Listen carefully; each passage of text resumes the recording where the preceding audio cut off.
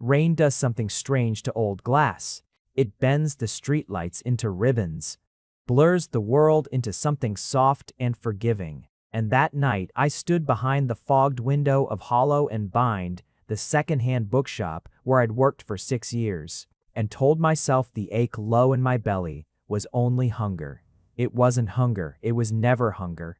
It was the thing I'd stopped naming a long time ago, because naming it made it real, and real things could break your heart in ways hunger never could.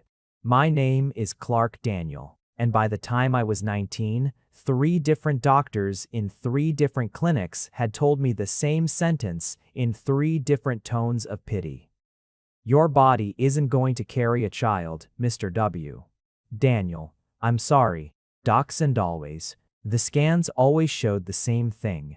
A womb that had simply never woken up, glands that stayed dormant no matter how many suppressants I stopped taking, no matter how many ruts I weathered alone with my teeth in a pillow. Omega in every other way. Barren in the one way that supposedly mattered most to people who didn't know me. I'd made peace with it. Or told myself I had, the way you tell yourself a lot of things, at 2 in the morning when the shop is empty and the rain won't stop and you're shelving poetry no one will ever buy. That was the night the bell above the door rang, though I hadn't unlocked it, and I looked up to find a man standing in the doorway who hadn't been let in by anything except the fact that some doors don't ask permission from people like him. He was tall in the way that made the room recalculate its own proportions. Black coat, dark enough to drink the lamplight. Eyes the color of wine held up to a candle, and skin so pale it looked carved rather than grown. Water didn't seem to be touching him, even though the storm outside was throwing itself against the windows. You're open, he said, not a question. We close at 9, I said, which was true, and also 3 hours ago, which he clearly already knew because the corner of his mouth curved like he found the lie of pretending otherwise amusing. I saw your light. That's the security bulb. It's always on. Then I suppose, he said, stepping inside anyway, shutting the door softly behind him so the bell didn't even have the decency to ring twice. I'll have to find another reason for being here. I should have been afraid. Some old, buried part of me. The part that still remembered being small and being told about the things that walked after dark and didn't leave footprints. Recognized what he was before my conscious mind caught up. It wasn't a scent, not exactly. It was a weighty. The air around him pressed differently, the way the sky presses down before lightning, and every instinct in my Omega biology that had been quiet and disappointing for 26 years sat up straight for the first time in my life. You're not human, I said. No, he agreed, entirely unbothered, browsing the spines of the poetry section like a man with nowhere else in the world he needed to be. Are you frightened? Should I be? He looked at me then, properly, for the first time, and something in his wine-dark eyes flickered. Surprise, maybe, or hunger, or the particular ache of a very old thing recognizing something it hadn't expected to find. No, he said, quiet now, almost gentle. I don't think you should be frightened of me at all. I hadn't always been so quick to let a stranger's silence sit comfortably in a room with me. There had been a time, years earlier, when I still flinched at every unfamiliar step behind me on a dark street, still braced for the particular cruelty that came dressed as concern. My own family had taught me that lesson early and thoroughly. My mother had wept, actually wept, the day the 3rd doctor confirmed what the first 2 had only suspected, as though I had died in that examination room rather than simply learned something difficult about my own body. My father hadn't wept. He had gone quiet in the specific way that meant disappointment too large for words, and that quiet had followed me out of his house and into every relationship I'd tried to build afterward. A shadow I dragged behind me like a debt I couldn't pay off. Suitors had come and gone in the years after, drawn first by whatever it was that made Omegas desirable and then repelled, gently or not so gently, once they learned what I couldn't offer. One alpha, kinder than most, had actually apologized as he left, as if the leaving itself were an act of mercy rather than one more brick in the wall I'd built around my chest. I had stopped introducing myself as anything other than the man who ran the poetry section by the time I turned 24. It was easier that way. Safer. a life measured out carefully in things that couldn't leave, because they had never had the chance to want to stay. So when Eric Mosley walked through a locked door and looked at me like I was a question he intended to spend considerable time answering, some old, well-worn part of me expected the ending before the story had even begun. I let him come back and back again, mostly because some reckless, unhealed piece of me had decided it would rather be disappointed by something extraordinary than never risk being disappointed at all. His name, he told me before he left that night, was Eric Mosley. He didn't tell me he was the last living heir of a bloodline older than the city itself. He didn't tell me that vampires like him were set to only bond once in 100 lifetimes, and that when they did, the whole of their world took notice. He didn't tell me any of the things that would have made me run.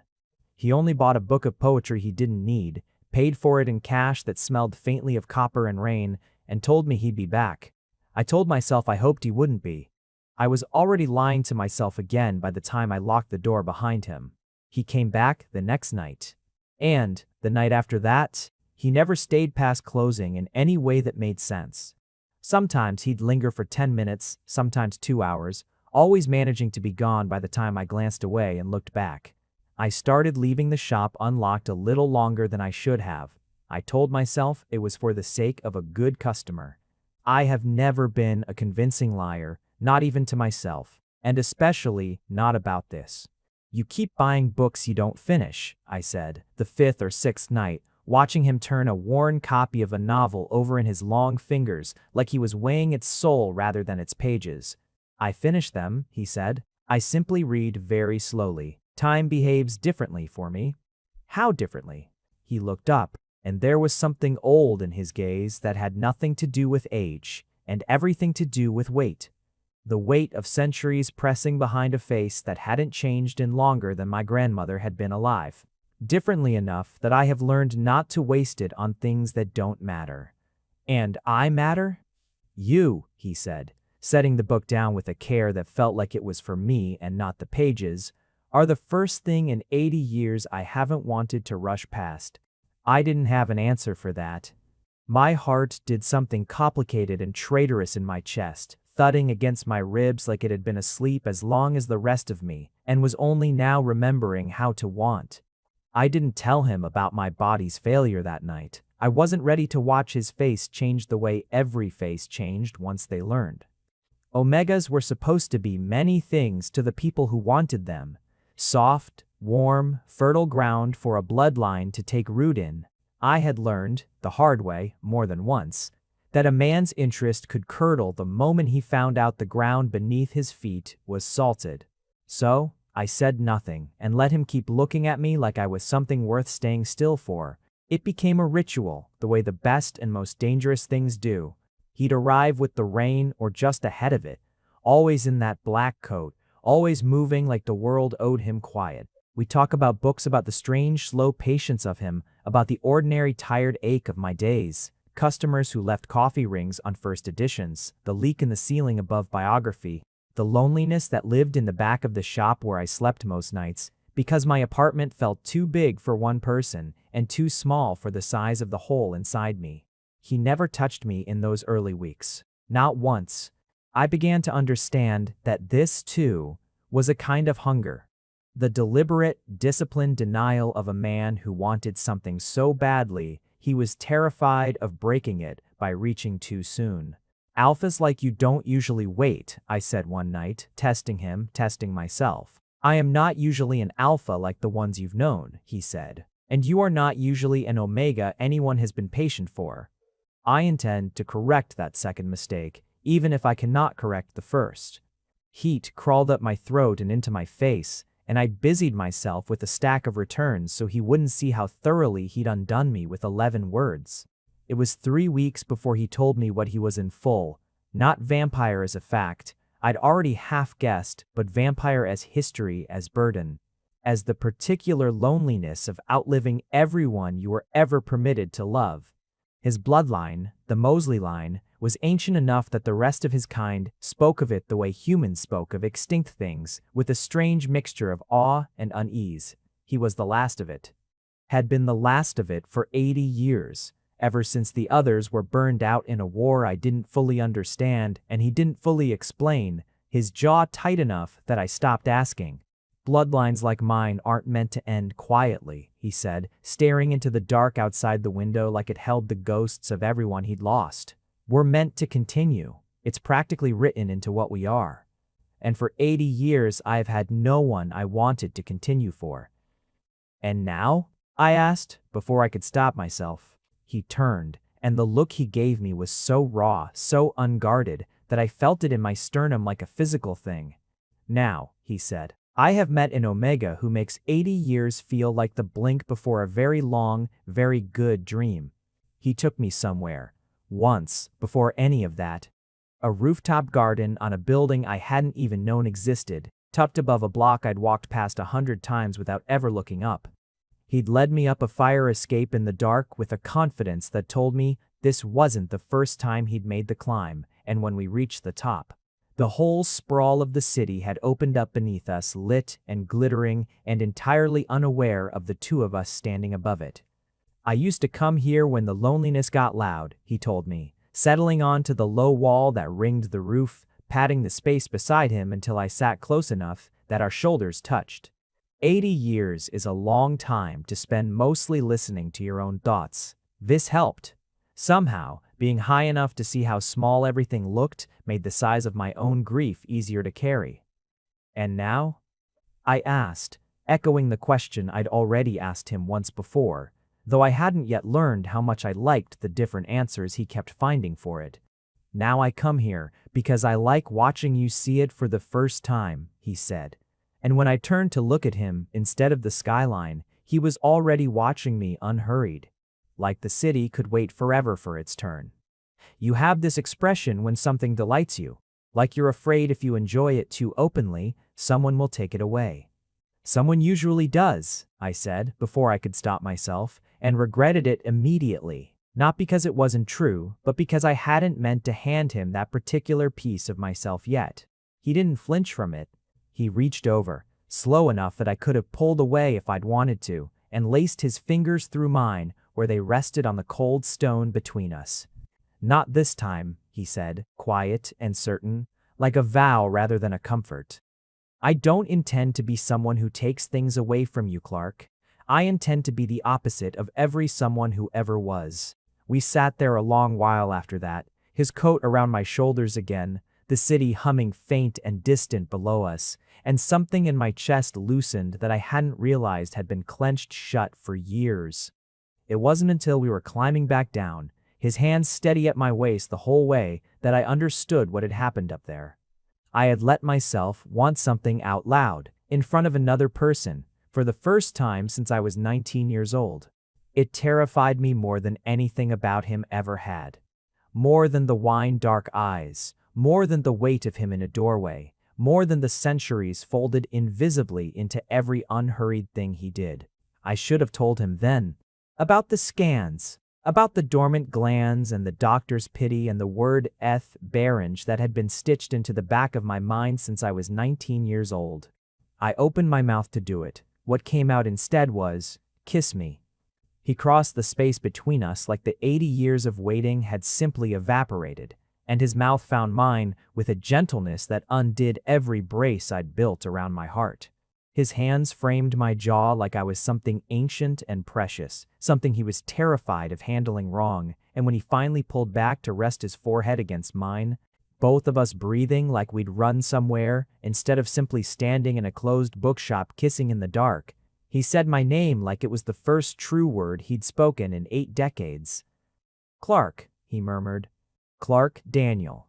I have wanted to say your name like this since the first night you didn't run from me." "I don't want to run," I whispered back, and it was, finally, the truth. Quick pause here. If you want to watch our videos early with 0 ads or get access to exclusive videos, our Patreon has you covered, link in the description. Alright, back to where things get interesting. I told him 3 nights later, after he'd walked me home in the rain with his coat around my shoulders and his hand laced through mine like he'd been doing it his whole unnaturally long life. We sat on the narrow couch in my apartment, and I made myself say it plainly, because I owed him plainness even if it cost me everything. I can't have children, I said. My body. The doctors call it dormant. My glands never activated the way in omegas are supposed to. I've never slicked. I've never had a heat that did what it's meant to do. Whatever bloodline you're hoping to continue, Eric, it isn't gonna happen with me. I braced for it. The polite retreat, the kindness that would still, underneath, be a door quietly closing.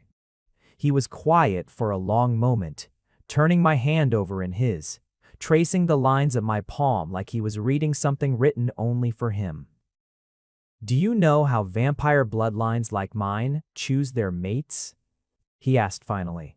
I don't know anything about vampire bloodlines. We don't choose by fertility, he said. We choose by blood recognition. My body has known what you are to me since the moment you looked up at me in that doorway and weren't afraid. It isn't a decision I made, Clark. It's a fact I discovered the same way you discover the color of the sky. He lifted my hand and pressed his lips to my knuckles, and when he spoke again, his voice had dropped into something low and certain that I felt in the base of my spine. My bloodline is not like human bodies, or even like ordinary Omega ones. What is dormant in you may simply be waiting for something your doctors never had to offer. That's not how biology works. Human biology, he said, and even ordinary Omega Alpha biology. No, you're right, but my blood is older than the rules you were measured against. I am not asking you to believe me. I am only asking you not to close a door you haven't seen the other side of. I wanted to argue. I wanted to protect the careful, calloused peace I'd built around my own broken hope. But he was looking at me like I was already whole, already enough, bloodline or not, child or not, and something in me, some starved, disbelieving part, let itself lean into that look instead of flinching from it. I'm not doing this to give you an heir, I said, my voice cracking. If that's what this is. Clark. He caught my face in both hands, and his eyes had gone dark and fierce. I have gone 80 years without wanting anyone. I did not wait 8 decades for an heir. I waited for you. If my blood gives you something my patience never could, I will be grateful beyond anything I have words for. But if it does not, if you never carry anything but my heart for the rest of your life, I will still consider myself the luckiest thing that has walked this earth since I was made. I broke then, not loudly. I've never been a loud crier, but fully, the tears coming hot and fast and unstoppable, 80 years of his patience, meeting 26 years of my quiet grief. And he gathered me against his chest and held me while I shook murmuring words in a language I didn't know into my hair. His hand stroking slow circles against my back like he had all the time in the world to let me fall apart in his arms. Maybe he did. Maybe that was the whole point. We didn't rush the rest. That too surprised me. The vampire alpha whose reputation when I finally dared ask around was spoken of in the hushed, careful tones people used for storms and old gods, turned out to be the gentlest thing I had ever let close to me. He courted me the way I imagined people used to be courted, in the centuries he'd actually lived through. Flowers that never seemed to wilt, left on the counter of the shop before I arrived. Nights spent simply talking until the sky started to pale, because he could go without sleep far longer than I could and never once made me feel guilty for needing my rest first. He learned the rhythm of my moods, when I wanted to be held and when I wanted space, when silence was comfort and when it was a wall I needed him to knock down gently with a question. I learned him too. Learned that the wine dark of his eyes deepened when he was moved and nearly went black when he was protective. Learned that he flinched, almost imperceptibly, at loud, sudden sounds. An old soldier's habit from a war he still wouldn't fully name. Learned that underneath the centuries and the reputation and the terrible aching loneliness, he was, at his core, achingly earnest about wanting to be loved by someone who chose him and not just his bloodline. They used to want me for what I could give a lineage, he told me one night, low, like a confession he'd carried a long time. Alphas, omegas, even some betas who thought they could manage an eternity. No one wanted Meg. They wanted what came attached to me. I don't care about your bloodline, I said, and meant it so completely my voice shook. I didn't fall for the last Mosley. I fell for the man who reads poetry too slowly and flinches at thunder and buys books he doesn't need so he has an excuse to see me. Something in his face cracked open then, unguarded in a way I hadn't seen before, and he kissed me like the words had physically moved something in his chest. There was a night, not long after the rooftop, when my old fear got the better of me anyway. I'd overheard 2 customers in the shop that afternoon, women I didn't know, murmuring about the Mosley name like it belonged to a legend rather than a man who bought poetry he didn't need. Whoever finally bonds that bloodline will have every vampire in the region watching her. One of them had said, and though they'd meant nothing by it, though they didn't even know I existed in relation to him, the words had lodged themselves under my ribs and stayed there all evening, sharpening into something uglier by the time he arrived. "You're quiet tonight," he said, watching me shelve the same 3 books over and over without actually seeing them. "Am I the only Omega you've courted this carefully?" I asked, the question escaping before I'd decided to ask it, sharper than I meant it. Or is this just what a Mosley does when he's shopping for someone to carry on the line? He went very still, and for one terrible second I thought I'd finally found the door I'd been braced my whole life to watch close. Then he crossed the room, took the book gently out of my hands, and set it down before taking both my hands in his instead. "I have had 80 years to court whomever I pleased," he said, steady, patient, refusing to let my fear turn this into the fight I half wanted it to become. I didn't want anyone, not once. Not until a man in a locked bookshop looked at what I was and asked if he should be afraid, instead of simply being afraid the way everyone else always was. His thumb traced slow, grounding circles over my knuckles. "You are not an item on a list, Clark. You were never a strategy. If my bloodline ends with me and no one else, I would rather that than have you believe, for even a moment, that you are anything less than the reason I stopped wanting it to end at all." Shame crept up my throat, hot and immediate. "I'm sorry," I said. "I heard something today, and it got into my head, and I took it out on you instead of just telling you it scared me." "Then tell me," he said gently, no trace of resentment in it. "Every time. I would rather you hand me your fear than swallow it and let it turn into something that stands between us. I am not going anywhere, Clark, not tonight. Not because of gossip in a bookshop, not for 80 more years, if you'll allow me that long." I let him fold me into his arms then, my forehead against his chest, the steady non-beat of his ancient heart finally settling something in me that words alone hadn't managed to reach. It was the first time I understood, fully, that loving him wasn't going to erase the old fear overnight, but that he intended to meet it, patiently, every single time it resurfaced, for as long as it took. It was another 2 weeks before he told me, voice rough with restraint, that his rut was coming, that vampire ruts came rarer than alpha ones but hit with a ferocity that frightened even him, and that he would understand completely if I wanted him gone from the shop, gone from my life until it passed. "Where would you go?" I asked. "Somewhere I couldn't hurt you." "Eric. Eric." I took his face in my hands, the way he so often took mine. "I've spent my whole life being told my body was a disappointment waiting to happen. I'm done being careful with people who are careful with me for the wrong reasons. If you're asking whether I want to be near you when you need me most, the answer is yes. It's always going to be yes." His control broke just slightly. At that, I felt it in the way his hands trembled where they'd come to rest at my waist, in the low sound that tore out of his throat before he could stop it. "You don't know what you're asking," he said, "but it wasn't a refusal. It was a plea for me to be certain." "I know exactly what I'm asking," I said. "I've wanted you since the night you walked through a locked door like it was nothing. Don't make me wait any longer, Eric. I've done enough waiting for one lifetime. I won't pretend that the days that followed were anything less than the most consuming of my life." His rut arrived like the storm it had always resembled in my mind. Patient control giving way, finally, to something raw and desperate and reverent all at once. He was careful with me even at his most undone, checking in with words and touch in a way that made me feel treasured rather than merely wanted. His mouth against my throat, murmuring my name like an incantation between the moments he lost himself entirely in the feel of me against him. I won't put every detail into words. Some things are meant to stay between the two people who live them, folded away like a letter you reread alone. What I will say is this. For the first time in my life, my body didn't feel broken in his hands. It felt like it had simply been waiting for the right question to finally answer, yes.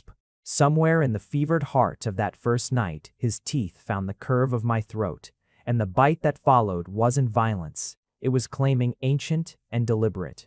His blood and mine mingling in a way that made the whole world tilt sideways and settle into a new, truer axis. Heat bloomed through me unlike anything I'd known. A fire that didn't burn so much as wake, something that had been sleeping under my skin for 26 years. I gasped his name into the dark and felt, for the first time in my life, my body respond the way I'd been told it never would. "Eric," I breathed, shaking. I feel." "I know," he said against my throat, voice wrecked and wondering all at once. His hand splayed protectively low over my belly like he already knew something I wouldn't understand for weeks yet. "I feel it too, my love. I feel it too."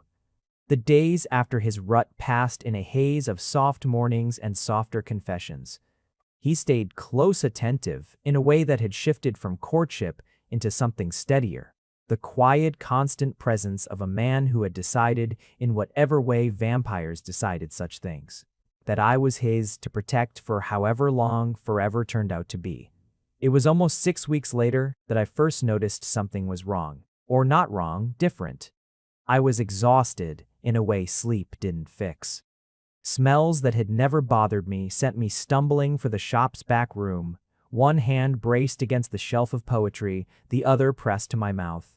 My mood swung in ways that left even me bewildered, tears arriving over nothing and vanishing just as fast. "You should see someone," Eric said. Worry etched deep into the lines of his face as he held my hair back over the sink one gray morning, his hand rubbing slow circles against my spine. "I've seen someone," I said. Once I could speak again, my voice raw. 3 someones, in fact, when I was 19. They all said the same thing. "My body doesn't do this, Eric. It never has." But even as I said it, something in the back of my mind was tallying facts I didn't want to look at directly. The exhaustion, the nausea, the strange new tenderness low in my belly, the way my omega scent, always faint, always apologetic. The doctors had called it, had deepened into something rich and unmistakable that made Eric's pupils blow wide every time he caught it. He went very still, watching me with an expression I couldn't name. Hope, terror, and something achingly tender all tangled together. "Clark," he said quietly, "I think we should be sure." I bought the test with my hands shaking so badly I nearly dropped it twice at the counter. I sat on the edge of my bathtub with Eric kneeling in front of me, holding both my hands like he could steady the whole trembling world through the simple fact of his grip. And we waited the longest 3 minutes of my life in silence because neither of us trusted our voices not to break. 2 lines. I stared at them so long, the bathroom tile started to blur. "Clark." Eric's voice cracked on my name, and when I finally looked up at him, there were tears standing in those wine-dark eyes I had never once seen cry. Not even the night he told me about the war that ended his bloodline. "Clark, look at me." "I can't have children," I whispered, the old sentence, the one I'd built my whole adult life around, crumbling in my mouth even as I said it. "I can't. The doctors said." "The doctors," he said, gathering my face in his hands with a reverence that stole my breath, "were measuring you against rules my blood was never going to follow." His thumbs swept the tears from my cheeks before I even registered I was crying. "You are not broken, Clark Daniel. You were never broken. You were only waiting for the one thing this world hadn't yet given you a chance to meet." I laughed. A wet, disbelieving, joyful sound that startled us both. And he pulled me against his chest so tightly I could feel his heart, slow and ancient and utterly undone, hammering beneath my ear. "We're having a baby," I said, testing the words like they might shatter if I said them too firmly. "We're having a baby," he agreed, and the wonder in his voice was so raw it broke something loose in my chest that had been clenched shut for 7 years. 26 years old and terrified of nothing my whole existence, and here I am shaking like a newborn colt over 2 pink lines. "Welcome to the club," I said against his shoulder, and for the first time since I was 19 years old, the ache low in my belly didn't feel like grief. It felt like the beginning of something. Of course, joy this size never arrives without something reaching to take a bite out of it. Word travels fast in circles that outlive centuries. Within a month, I understood exactly how fast when a woman with silver hair and eyes like frozen glass appeared in the shop one evening after close. Standing in the doorway the exact way Eric had the first night I met him, except every warmth he carried, she seemed to have left somewhere else entirely. "You're the Omega," she said, not a question, her gaze sweeping over me with an assessment so clinical it made my skin crawl. "Can I help you?" "I am Councilwoman Adair," she said, "of the Vampire Council. And you, Mr. Daniel, are carrying the last hope of a bloodline that was declared extinct 80 years ago. I imagine you understand why that makes you rather more interesting than the average bookshop clerk."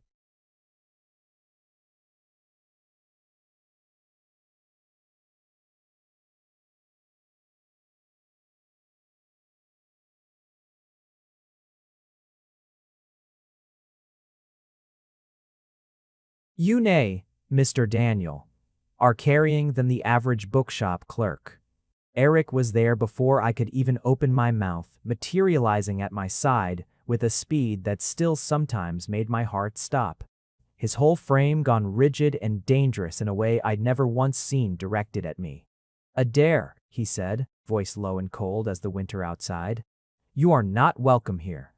The council has interests in the continuation of the Mosley line, Eric. You know this. An heir of your blood is not a private matter, no matter how badly you might wish it were." Her glass eyes slid back to me. "The child will need to be registered, protected, trained in time in ways this human world cannot offer him. He is not a council asset," Eric said, and I felt the air in the room change, felt the particular pressure of him deciding in real time exactly how far he was willing to go to keep that from ever being true. "He is my mate, carrying my child, in my home, under my protection. The council's interest ends at my door." "Does it?" Adair's smile didn't reach her frozen eyes. "We shall see how firm that door remains once the child is born and the council decides otherwise." She left as silently as she'd come, and I stood there shaking, not from fear of her exactly, but from the sudden, sharp understanding that the life growing inside me was never going to be entirely ours alone to protect. Eric turned to me instantly, hands framing my face, searching my eyes with a desperation that made my chest ache. "I won't let them near either of you," he said. "I swear it on everything I am." "I believe you," I said, and I did. But belief didn't stop my hands from trembling or the sudden cold understanding settling into my bones that loving a vampire alpha meant loving his entire ancient dangerous world. Whether I was ready for it or not, the weeks that followed were a strange, suspended blend of tenderness and vigilance. Eric never left me alone after dark. He had wards etched into the doorframes of my apartment and the shop, both old symbols drawn in a hand that looked practiced from centuries of necessity, and though he never explained exactly what they did, the set of his jaw whenever he checked them told me it mattered enormously that they held. My body, meanwhile, kept unfolding new impossibilities by the week. The exhaustion gave way to a strange, humming energy. My scent deepened further, rich and unmistakable, until Eric told me, half laughing, half awed, that I smelled like something out of the oldest stories his kind still told. The scent that supposedly marked a Mosley, carrying Omega, back when the bloodline still had numbers enough to have stories at all. "You're glowing," he told me one evening, palms spread reverent and warm over the small new curve of my belly as we lay tangled together in the dark. I didn't think that was a real thing people said. I assumed it was a kindness. "But you're glowing, Clark." Vampire flattery, I accused, though my chest was tight with a happiness too large for my body to hold neatly. Vampire honesty, he corrected, pressing a kiss just below my navel with a tenderness that made my throat close. I have watched centuries pass without feeling a fraction of what I feel watching you carry this. Let me be honest about it. Let me be honest about all of it for as long as you'll let me. I threaded my fingers through his dark hair and let myself believe, fully, for the first time since Adair had walked into the shop, that whatever came for us, we would face it together, and that together, somehow, would be enough. It wasn't enough, not entirely, not without cost. The council came again 2 months later, this time with more than words. Eric felt it before I did, a change in the air outside the shop, a stillness that made the hair on my arms rise, and he had me behind him before the door even opened. His whole body coiled tight and lethal, in a way that made the ancient dangerous thing he was fully terrifyingly visible for the first time since I'd known him. There were 3 of them this time. Adair, flanked by 2 enforcers whose faces held none of the warmth mine had learned to crave in Eric's. "This doesn't have to become difficult, Eric," Adair said, her glass eyes flicking past him to me, to the curve of my belly beneath my sweater, with an interest that made bile rise in my throat. "Surrender the Omega to council protection until the birth. That is all we ask. You will not touch him," Eric said, and his voice had dropped into something I hadn't heard before. Old, resonant, carrying a weight that seemed to bend the very air of the room. "You will not touch either of them. Leave, Adair. This is the only mercy I intend to offer." "Mercy," she echoed, something like pity in her frozen expression. "You've grown soft, hiding in this little shop with your little Omega. The bloodline is not yours to hoard, Eric. It belongs to all of us who remain." What happened next unfolded too fast for me to track in detail. A blur of motion, the shattering of a display case, Eric's voice raised in a command that seemed to physically push the enforcers back toward the door. I pressed myself against the shelf of poetry, one hand curled protectively over my belly, terror and fierce, unexpected fury tangled together in my chest as I watched the man I loved become something out of legend right in front of me. Every centuries-old instinct in him rising to meet the threat against the family he'd only just found the courage to want. It ended with Adair, backed against the doorframe, Eric's hand at her throat, his eyes gone fully black, his voice a low and terrible promise. "The next time you or anyone else from the council darkens this doorway," he said, "I will remind you exactly why the Mosley line was feared long before it was mourned. Do we understand each other?" She left without another word. The enforcers followed. I was shaking by the time Eric turned back to me, his eyes bleeding slowly back from black to their familiar wine-dark warmth, and the moment he saw my face, pale, trembling, one hand still pressed over the small, precious swell of our child, something in him crumpled entirely. "I'm sorry," he said, closing the distance between us, gathering me carefully against him like I might break. "I'm sorry you had to see that. I'm sorry any of this touched you at all." "Don't," I said, my voice thick, my arms winding around him as tightly as I could manage. "Don't apologize for protecting us. I've spent my whole life being told what my body couldn't do. I am not spending the rest of it apologizing for what it's finally doing right, and I am not going to let you apologize for loving us hard enough to terrify a room full of vampires twice your age." He let out a broken, disbelieving laugh against my hair and held me there, in the wreckage of the display case, until both our hearts slowed back down to something like normal.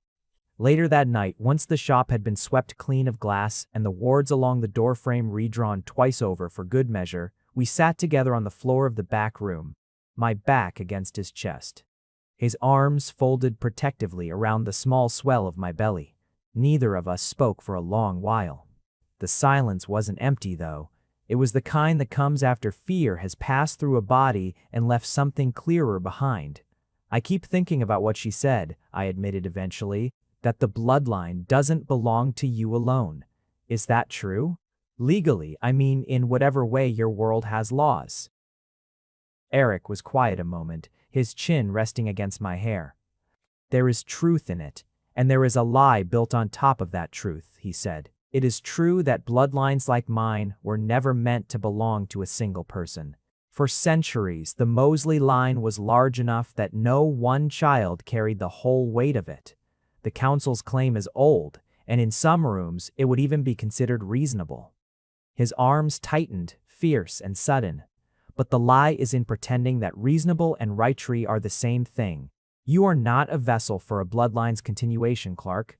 You are the man I love, who happens to be carrying my child, and no council older than the mountains gets to weigh in on how fiercely I intend to guard either fact. What happens if they don't stop asking? Then we make it impossible for them to keep asking, he said. There's a house, my family's, from before the war. Warded thoroughly enough that even the council thinks twice before testing it. It's remote, quiet, further from this life than either of us has ever had to be. He pressed a kiss to the crown of my head. I would understand if you wanted to stay. Your shop, your city, the life you built long before I ever complicated it. I won't ask you to give any of that up without you choosing it fully yourself. I thought of the doctors who had shaped so much of my adult life with their pity, of the mother who had wept at my diagnosis like it was a funeral, of the years I'd spent building a life small enough that nothing could take much from me when it inevitably left. And then I thought of the rooftop and the 2 pink lines, and the way Eric had looked at me in the ruins of a display case like protecting us mattered more to him than his own centuries of careful control. I choose it, I said. Not because I'm afraid of the council, because for the first time in my life, I get to choose where home is instead of just enduring wherever I happen to end up. I choose you. I choose wherever you are.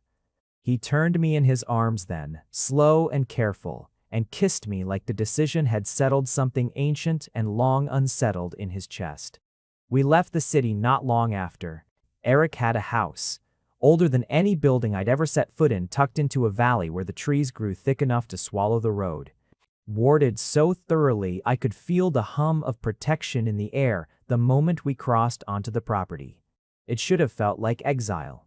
Instead, standing in the doorway with his hand laced through mine and the last of autumn's gold light falling through ancient windows, it felt like coming home to somewhere I hadn't known I was always meant to end up. This was my family's, he said quietly, watching my face as I took in the high ceilings, the shelves upon shelves of books, far older than the ones I'd spent my life selling. The quiet, settled peace of a house that had been waiting a long time for someone to fill it again. I haven't lived here in decades. I didn't have a reason to. And now, he said, drawing my hand to rest against his chest, over the slow, steady beat of his ancient heart, I have every reason in the world. The months that followed were, despite everything, some of the gentlest of my life. My belly grew steadily, impossibly, a fact I still sometimes touched in the dark, just to reassure myself it was real. Eric hovered in a way that would have driven me mad from anyone else, and instead felt like being wrapped in something warm against a cold I hadn't fully realized I'd been carrying my whole life. He read to the swell of my stomach in low, unhurried tones. Old poems, older stories. Once, memorably, an entire chapter of vampire history that had me laughing so hard I had to make him stop. You're going to bore the baby before it's even born, I told him, breathless with laughter. And he pressed his smile into my hair and told me our child was going to be the most well-read infant in the history of either of our impossible bloodlines, and I hadn't had it in me to argue. There were harder nights, too, in those months at the Valley House, ones I don't want to gloss over simply because the ending was happy. There was a week in the depths of winter when I woke twice from nightmares about Adair's frozen eyes, about hands that weren't Eric's reaching for a child that wasn't theirs to take. And he'd held me through both without a single word of impatience, murmuring instead about wards and distance and the particular ferocious lengths he'd go to before he ever let anyone near us. There was an afternoon when my body ached in ways the old fear insisted must mean something was wrong, and Sable drove out through slush to reassure us both that everything was simply doing exactly what it was meant to, and I'd cried from relief so hard that Eric had to hold my face in both hands and remind me to breathe. And there were smaller griefs too, quieter ones. My mother didn't answer when I finally worked up the courage to call and tell her. My father's number had changed sometime in the years since I'd last dared use it. I grieved that in a private, contained way on an evening when Eric found me staring at my phone in the kitchen and simply sat beside me without asking, letting his presence say what neither of us needed to put into words. "You will always be welcome to try again, whenever you're ready," he said eventually. "And if you're never ready, that will be all right too. Rowan will have more family loving him than most children are lucky enough to know. You will not have to carry the shape of their absence alone." I hadn't realized until he said it how much I'd been bracing to carry that particular grief by myself, the way I'd carried every other disappointment before him. It was a small thing, maybe in the grand shape of everything else that year. But it was one more brick pulled gently out of the wall I'd spent a lifetime building. And I loved him a little more fiercely for noticing it needed removing at all. The council didn't come again. Eric never told me exactly what price that silence had cost him. Some arrangement struck in rooms I wasn't permitted into, some old debt called in on our behalf. But I saw the toll of it sometimes. In the tired set of his shoulders after he returned from wherever those negotiations took him, and I learned to simply hold him through it rather than demand the details he clearly wasn't ready to give. "Whatever it costs," I told him once, tracing the tension from his jaw with my thumb. "Thank you for choosing this, for choosing us over and over when it would have been so much easier not to." "Easier," he said, catching my hand and pressing a kiss to my palm, "was never something I wanted, Clark. Not once I met you. I want difficult, if difficult means I get to keep you both." I went into labor on a night thick with snow, the first real storm of the season, and if there is a more terrifying and transcendent thing than becoming a parent for the first time, I have not found it, and I do not particularly wish to. It started slow, a tightening low in my belly that I mistook, at first, for the same restless ache that had haunted me for months. It was Eric who noticed before I did, some ancient, attuned part of him sensing the shift in my scent long before the pain announced itself properly. His head lifting from the book he'd been reading aloud, with a stillness that made my pulse jump. "Clark," he said, setting the book aside without marking his place, already crossing the room toward me. "How long has that been happening? How long has what?" And then it came again, sharper this time, stealing the rest of my sentence clean out of my mouth, and understanding broke over both of us at once. The midwife Eric had arranged months earlier, an old unhurried woman named Sable, who apparently owed him a debt from a century he never fully explained, arrived within the hour, snow still melting in her silver hair, moving through the house with the calm competence of someone who had done this 100 times across 100 years. She set up the birthing room with quiet efficiency while Eric stayed at my side. And if I hadn't already known beyond any doubt that I loved him completely, I would have learned it in the hours that followed. Watching him refuse to let go of my hand, even when my grip must have hurt him, watching him murmur low and constant reassurances through every wave that stole my breath and my composure both. The storm outside grew heavier as the night wore on, wind pressing against the old windows like it wanted in, and somewhere in the long blurred hours between midnight and dawn, pain and fear and an exhaustion deeper than I'd ever known folded together into something that felt less like an ending and more like being unmade and remade all at once. I cried out his name more times than I could count. He never once looked away. "You're doing this," he told me, forehead pressed to mine between one wave and the next, his voice thick with an emotion I felt more than heard. "You're doing the thing they told you your body would never do, and you are doing it so beautifully, it is going to haunt every poem I ever read again." "Talk to me about poetry later," I gasped, half a laugh breaking through the pain, and he laughed too, wet and disbelieving. Pressing his lips to my temple like the sound of my own ragged humor was the sweetest thing he'd heard in 80 years. Eric was steady through all of it in a way that undid me completely, his voice low and constant in my ear through every wave of pain, his hands never once leaving mine. His ancient composure cracking only at the very end when our son's first cry finally split the quiet of that snow-hushed house, and something in his face broke open entirely centuries of careful control dissolving into unguarded, disbelieving joy. "Clark," he said, voice wrecked, cradling the impossibly small, impossibly real weight of our child like he'd been given something the universe had no business allowing him to have. "Clark, look what we made." I looked. Dark hair already thick, a faint, unmistakable wine-red flicker in eyes that hadn't fully opened yet, and a warmth radiating from him that felt even in those first exhausted minutes, like something old and new at once. The future of a bloodline that had been declared extinct, wrapped in a blanket in his father's shaking hands. "He's beautiful," I whispered, reaching for him, and Eric settled our son against my chest with a reverence I felt in my very bones, sitting beside us on the bed with his arms around us both like he intended never to let go. 80 years, he murmured, forehead pressed to my temple, watching our son's tiny fist curl around my finger. 80 years. I thought I'd outlived everything worth staying for. And then a locked bookshop door, and a man who wasn't afraid of me, and now this, now you, now him. "You're not so bad at waiting, for someone who claims to hate it," I said, exhaustion and love making my voice thick and my eyes wet all over again.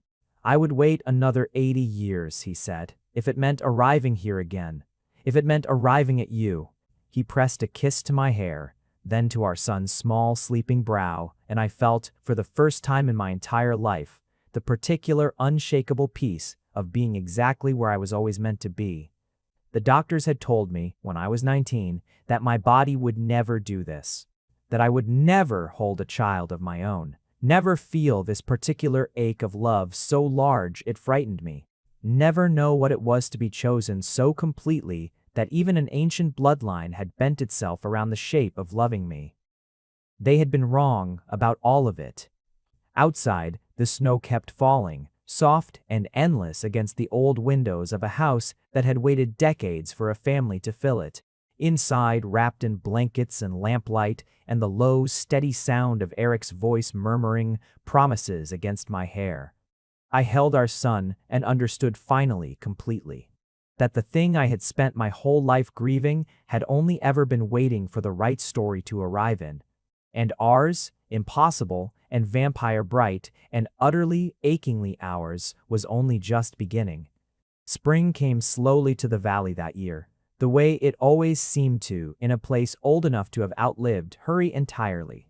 I sat on the wide stone steps of the house with our son, Rowan. We'd named him after nothing in particular, except the sound of it feeling right in both our mouths, asleep against my shoulder. His small breaths warm against my throat, while Eric knelt in the garden below, coaxing the first stubborn green shoots up through soil that had gone unattended for decades before I arrived to disturb its long, quiet sleep. "You're better at that than I expected," I called down to him, and he glanced up, dirt smudged along his jaw. Wine-dark eyes crinkled with a smile that still, after everything, made my chest go tight and warm. "I've had centuries to learn patience with things that take their time to grow," he said, straightening, crossing the grass toward us, with the unhurried certain steps of a man who had finally stopped needing to rush toward anything at all. He settled beside me on the step, pressing a kiss to my temple, then to Rowan's dark hair, his hand finding mine where it rested against our son's small back. "I used to think I understood what I was," he said quietly, watching the light move through the new leaves. Last of a line. A thing meant to end quietly, alone, the way everything eventually does. I had made my peace with it, Clark. I had built an entire 80 years around the shape of that grief. He turned to look at me, and there was nothing ancient or careful in his expression anymore. Only the same raw, undone tenderness I'd first seen the night the two pink lines changed both our lives. "And then you walked into my evening, like you'd always belonged there, and told me your body couldn't do the one thing every doctor in your life had sworn was impossible, and I understood. For the first time in a very long existence, exactly what hope was supposed to feel like. You didn't just give me hope, I said, my throat tight, my hand tightening around his. You gave me a family. You gave me a body I finally trust. You gave me a home that doesn't feel like something I have to apologize for needing. I leaned into him, Rowan warm and sleeping between us, and let myself simply feel, without flinching, the enormous, undeserved luck of being loved this thoroughly. I spent 7 years grieving something I thought was gone before it ever had the chance to happen. I'm not going to spend the rest of my life taking any of this for granted. Neither will I, he said, pressing his lips to my hair, his other hand coming to rest, light and reverent, against Rowan's small back. I promise you that, Clark Daniel. Whatever comes next, council, centuries, all of it, I intend to spend every day of it exactly like this. Grateful, undeserving of my own luck, utterly, hopelessly yours. The wind moved soft through the new leaves of the garden, carrying with it the particular ordinary sweetness of spring, finally arriving somewhere that had waited a long, long time for it. And I sat there, on the sun-warmed steps of a house full of impossible second chances, my son asleep against my heart and my vampire's hand laced through mine, and understood at last completely that every broken prophecy the world had ever handed me had simply been waiting for the right love to prove it wrong. Years folded into each other more gently than I ever expected, once we settled fully into the rhythm of the valley. I kept the bookshop in the end. Eric drove me back into the city twice a week so I could open its doors, and slowly over seasons, it became less a place I hid inside and more a place I simply loved. Poetry section, reorganized a dozen times by small, curious hands that grew less small every year. Rowan grew the way children of impossible love stories always seem to in the best of them. Quick, curious, entirely too clever for either of us to keep up with by the time he was 7.